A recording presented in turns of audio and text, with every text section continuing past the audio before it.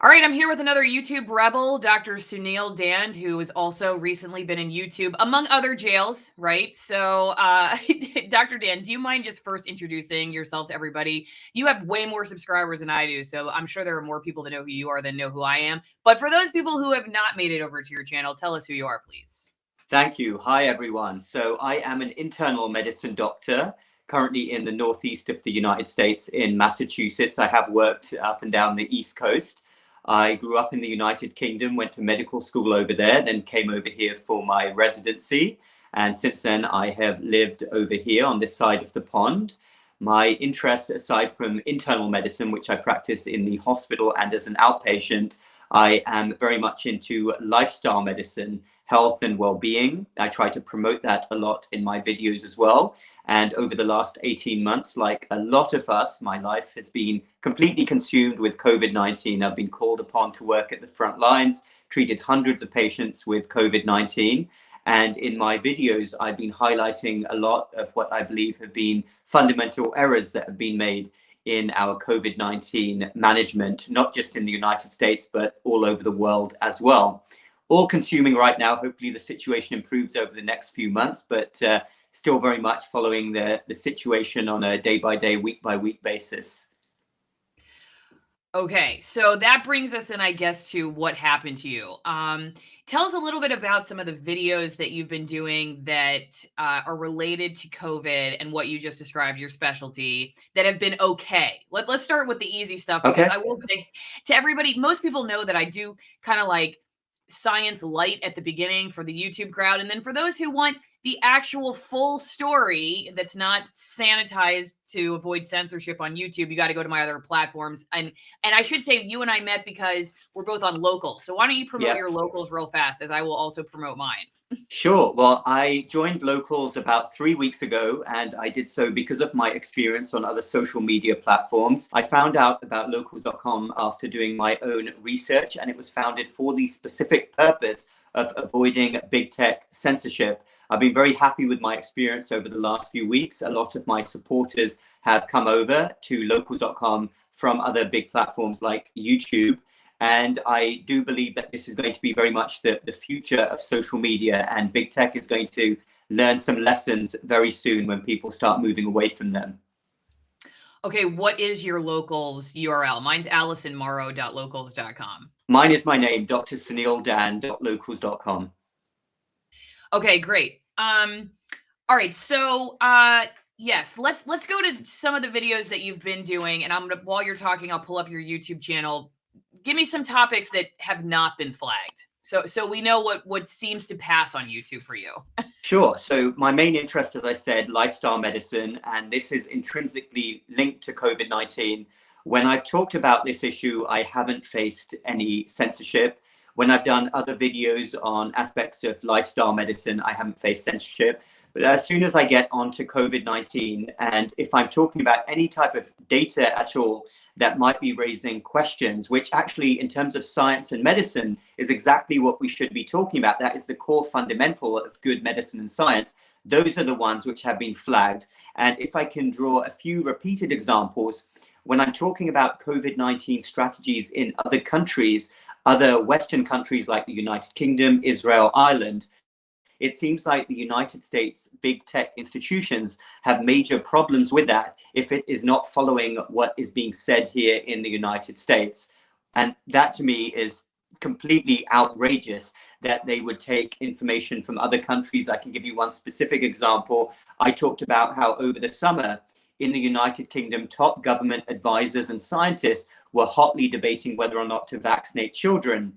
They were at first saying they didn't want to do this, and they were backing it up with strong data. Even in the end, it was not a strong recommendation. When I was presenting this word for word information from the UK government, those were the videos that were being pulled by social media companies. Can you believe that? Crazy. Yes, because they won't even let our government officials talk on our tech platforms. They rip off their videos all the time. So I do. You can't even cover history anymore. Like with my video with Dr. Aaron Cariotti, who's a director of medical ethics. Who better to talk about medical ethics than a director of medical ethics? He's just trying to explain his court case against the University of California, citing his natural immunity. And that originally, though I was reinstated, that was originally stricken. Is that the right word? I don't know. Struck from the record, struck from YouTube, and I was suspended.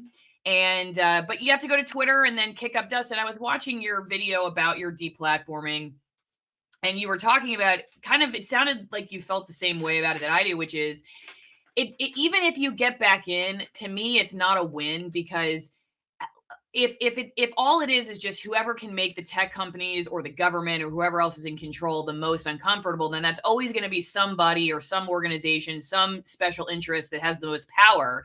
And how often can you and I rally enough noise to keep them at bay and keep ourselves talking? I mean, I feel like eventually we lose. It just so far, I haven't had a very strong special interest pushing back on me, but eventually if you get big enough, you will. And then it's just whoever has the most power is going to win at the end of the day. So even though I was reinstated, I don't like the process of how that all goes down, because it's not because they go back and go, oh, you know what, actually Allison was talking science, and they give you all the reasons about why it wasn't misinformation, even though they called it misinformation. It's just because they don't want to look bad on Twitter, or they just want you off their back. But if that's the way these decisions are made, then it's always just going to be whoever can just be the squeakiest wheel, right? Gets the grease. And I feel like that's never going to be the little guy in the long term. That's true. Yes. And those of us who have more of a platform can make a fuss, but hundreds of thousands of people can't. I gave the example on my video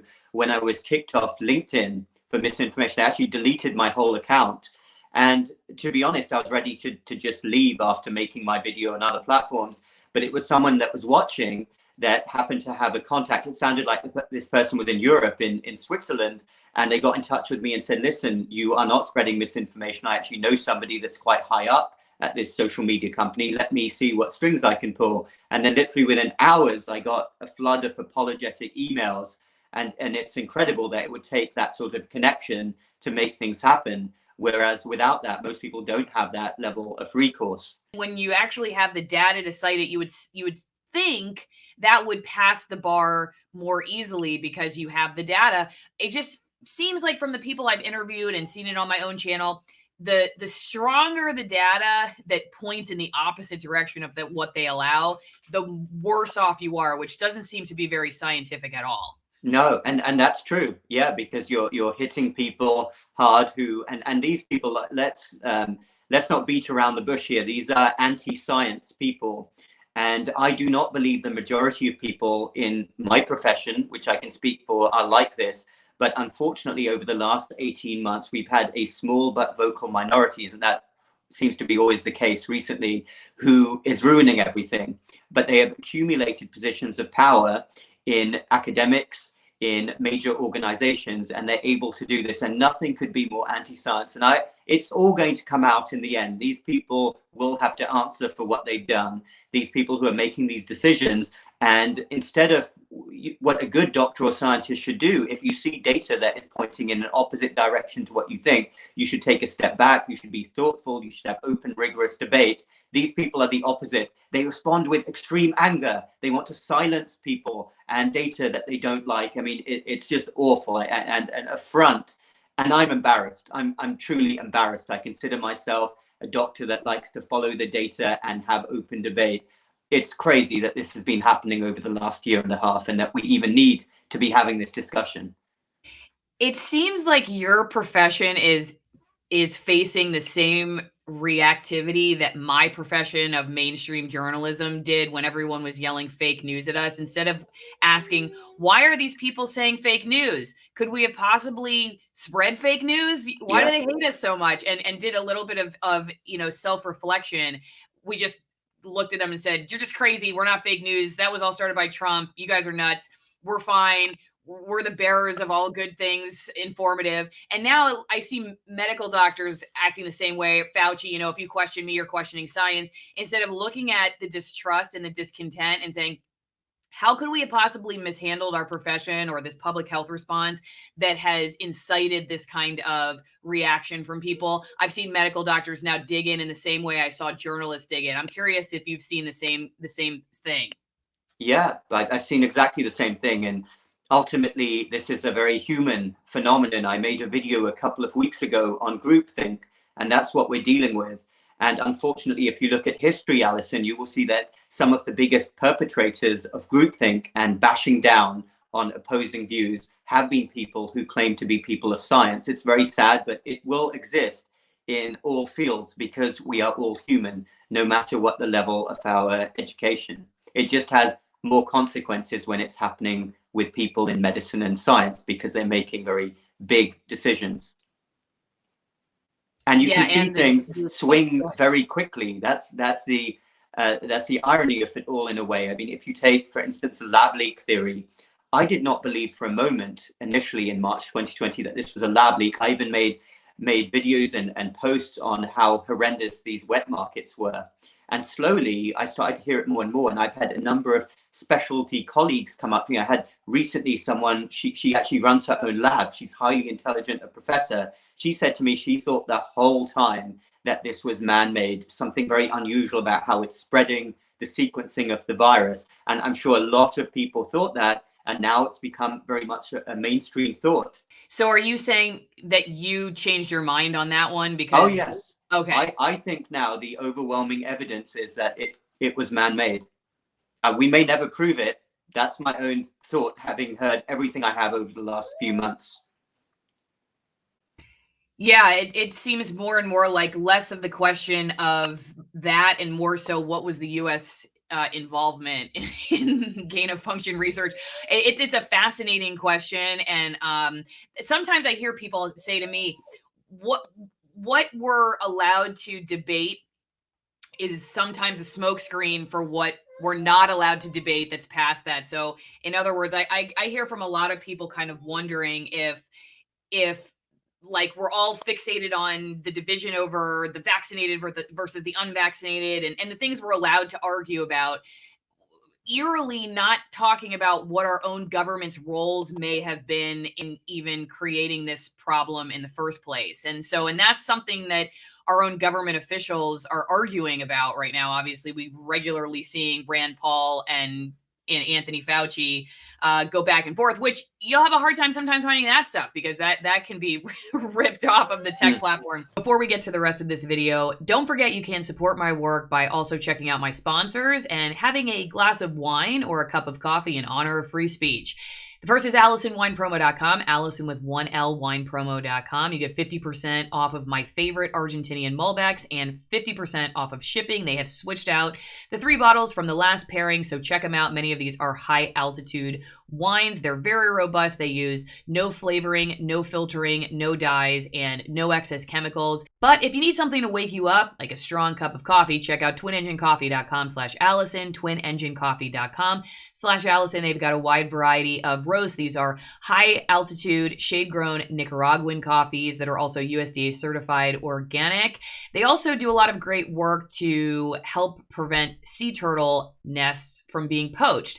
You can support their work by also going to twinenginecoffee.com/Alison and become a sponsor. And they'll even show you video of when the sea turtle nests that they're protecting are hatched. So check out my sponsors and support free speech wherever you are. What do you think, big picture, if we continue going down this road when it comes to the field of medicine, what would be your big concern?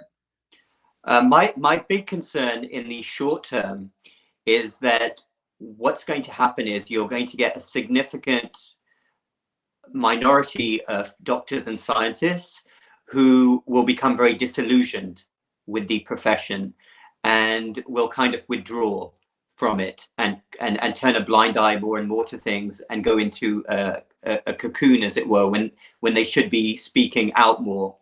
Over the long term, what I think will end up happening is when everything, all time plays itself out, we learn more and more, and we can look back and learn about what our mistakes were. It will be a big eye-opener. People may even have lost trust in the medical profession and the scientific profession by then, if we're finding out that on a large scale we were doing the wrong thing or hiding data, misrepresenting things. With regards to big tech, I think there's two ways that this could go. Either big technology realizes very fast that they're making a mistake, and this is the United States.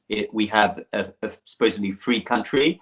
We have to allow people to speak and put forward legitimate debate. Either they will quickly read that, they will learn that and not be censoring on the scale they are. Or what will happen is we will find that the whole country, society will kind of branch off into two different extremes. We're already seeing this. And then you'll get, we've already alluded to other social media platforms take off, and people will just migrate completely to other means of communicating, hearing things, and kind of go off into their own world. And even with regards to COVID management, you're already seeing that with regards to different states. They're doing completely different things. If you take Massachusetts, Florida, Texas, their attitudes are vastly different within the same country. So I don't think it's very healthy for the country in the short or the long term. Okay, I want to ask you about stoicism, because I'll show your YouTube channel one more time. Med Stoic Lifestyle Medicine. What does that mean exactly? So that's the name of my company.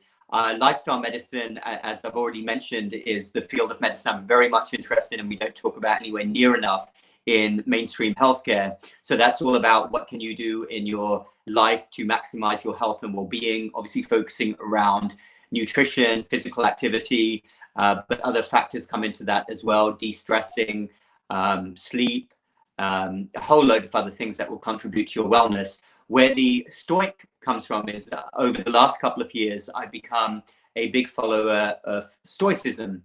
This is even pre-COVID, I started learning more about it. It's an ancient Greco-Roman philosophy, a few thousand years old. And it's all about, it's not a religion, it's more just a way of looking at the world and an underlying philosophy, acceptance of the reality of human nature and the way that the world works, the way society works, learning to take a step back. There's a common misconception that being Stoic means you're kind of detached and you're unemotional. It's not what it means at all. The original Stoics were very much people of action. You can only do your best, but you must understand certain realities of the world. And likening this now to our whole response over the last 18 months, I couldn't think of a more anti-Stoic way that we could have dealt with things than we have. The opposite of Stoicism is complete reactivity to situations, emotional responses as opposed to logical responses. This was already coming to the forefront in our culture for many reasons, including social media culture, but we've seen it very much explode over the last 18 months. I think had we had more Stoicism in the world and among our leaders, we would have dealt with COVID-19 very differently indeed. I think it's really interesting because I have tried to ask myself, or I haven't tried to ask myself, I have asked myself many times when it comes to my old profession of journalism, mainstream media, why were some people more awake and critically thinking through some of this stuff, and or even myself, why was there a point in time where I was kind of asleep, and then what was it that woke me up?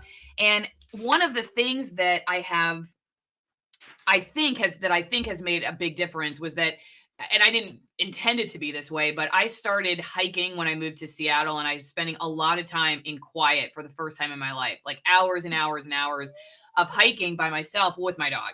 She doesn't talk much, so I was also quiet. Yeah. So, but I believe that amount of time that I spent in silence helped me to start becoming more self-aware and not reactive, not like immediately reacting to a stimulus, because I was aware of my own reactions. And I don't think until you spend significant time with yourself and just being aware of what gets you going, you know, what it is. And I'm sure everyone can hear the producer right now just dumped out an entire bag of pistachios on the floor. I call her my producer. So, wow. Okay. So anyway, she's like, wrap up the question. The point I was trying to make is that I wonder what the solution is. I think about that a lot. So I liked watching your video where you were talking about stoicism. because I'm just trying to understand better what it is, because I would like to at some point get to solving some of this, right? Like if I were to get invited to a journalism conference and ask like what is it that we could do to help encourage critical thinking and self-awareness and all that stuff, what would it be? Right now, one of my first answers is just like is just basic silence and figuring out who you are and what it is that makes you tick and all that stuff. And I'm just curious if that what you think about all of that, and is that part of the way you look at how somebody could become a better doctor, is having this whole other side to you where you're practicing something besides medicine that allows you to see who you are and how you think through things, and not just being like a robot that just reacts emotionally or immediately to every stimulus that's around you. Sure. I mean, you've hit on so many great points there, Alison, and I'm very glad to hear that you've been spending solitary time walking. I mean, nothing could be better for helping all those stress hormones settle down and work out problems in your own mind. It's important for all of us to do that.